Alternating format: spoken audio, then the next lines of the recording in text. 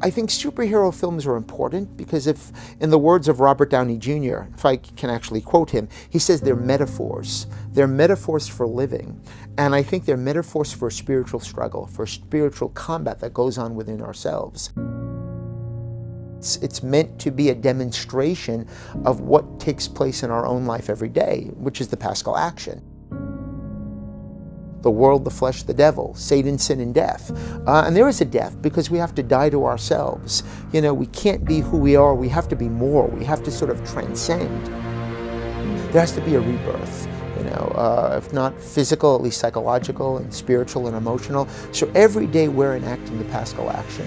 And that's why I love the superhero genre, because in some way it deals with that. You can actually find that in every single Marvel film in which there's, you know, Tony Stark struggling about who he was, who he is, and who he will be. I love to reference Thor, the first film, because Thor starts out as being sort of an antichrist figure in which he's banished by Odin because he's arrogant and he's unworthy. And he falls. So there's a fall of Thor. He falls to earth as Lucifer falls. And at the end, he becomes a Christ figure in which he offers himself as a sacrificial offering. So when you're watching the Avengers, one of my favorite words is agon and agonistes, and that means wrestler and struggler. So when you're watching that, take a look at the struggle that takes place. The struggle is internal as well as external.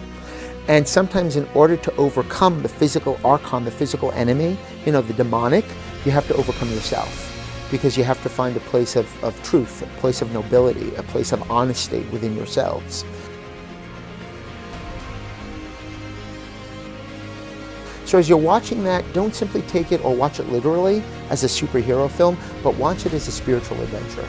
Watch it as a spiritual struggle in which there's a Thanos lurking within all of us that's looking to sort of suppress us and dehumanize us and to extinguish our life force. And what can we bring to the forefront in order to wage war against him?